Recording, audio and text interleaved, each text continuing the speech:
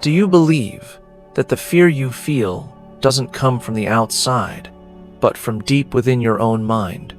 A man was haunted every night by the ghost of his late wife, but he broke the curse with nothing more than a handful of beans. Have you ever wondered, are the ghosts that keep you up at night real, or just echoes of your guilty conscience? In a quiet, remote village, untouched by shadows, lived a kind man with his gentle wife. They loved each other with a sincerity so deep and quiet, like a stream nourishing dry soil in silence. But fate always finds a way to test what is most precious. One day, the wife suddenly fell gravely ill. On her deathbed, with trembling hands, she gripped her husband's and whispered with tearful eyes, "I love you deeply, but if you ever fall in love with another woman after I die, I will be forced to return and haunt you. Please, don't make me become a ghost." The man's heart shattered. Through his tears, he promised her solemnly that he would never love another. Soon after, she passed away. In the months following her death, the man lived like a shadow.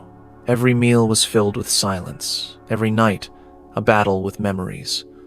He withdrew from everyone, keeping his vow like a sacred seal. But time does not stand still, and loneliness is a patient hunter. One day, he met a kind, warm-hearted woman. They began to talk, share stories, laugh. Slowly, like spring returning after a long winter, love began to blossom again. Eventually, they became engaged. And for the first time, in what felt like forever, the man found light in his life.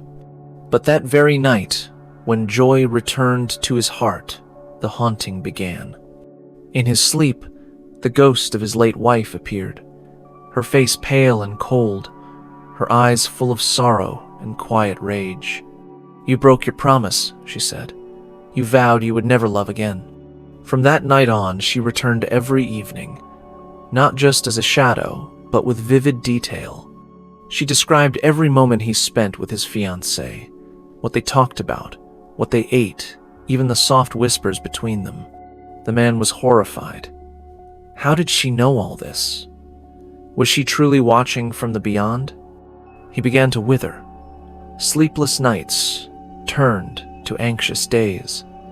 The joy he had rediscovered faded. In desperation, he sought help from a Zen master who lived in the nearby hills. The old Zen master listened without fear or judgment. He smiled gently and said, "That is not a ghost. That is your mind, cloaked in shadows." The man looked at him, puzzled. If the ghost knows everything you know, then it is not an external spirit. It is a mirror of your guilt and inner conflict. Let me teach you a simple test. That night, when the ghost appeared again to recount the day's events, the man remained calm. He looked into her eyes and said, "You are indeed powerful. You know everything I do. I cannot hide anything from you. But I have one question. If you answer it, I will break off my engagement and live alone forever." The ghost paused. "Ask your question." The man reached into a large sack of beans, grabbed a handful, and clenched his fist. "Tell me exactly how many beans I'm holding in my hand." Silence. The ghost stared at his hand. Her expression changed. Confusion spread across her face. And in that very moment, she vanished. Forever. The truth was clear. The ghost was never real. She was a projection of the man's guilt, his broken promise, his buried emotions. Like many of us, he was haunted, not by the dead, but by his own mind. We too carry ghosts of regret, shame, and promises unfulfilled. They don't come from the outside. They live inside us, growing stronger the more we fear them. Zen does not teach us to fight fear with force. It teaches us to understand. And once we understand, the illusion collapses, like a dream vanishing at dawn. If you ever find yourself haunted by the past, try holding your own handful of beans. something even you don't know the answer to. And remember, the ghost only knew what the man himself knew. It was never real. When we face our fears with clarity, not panic, with calm logic, not overthinking, we find they have no power, no truth, no lasting hold. The key isn't to fight what scares us, but to understand it.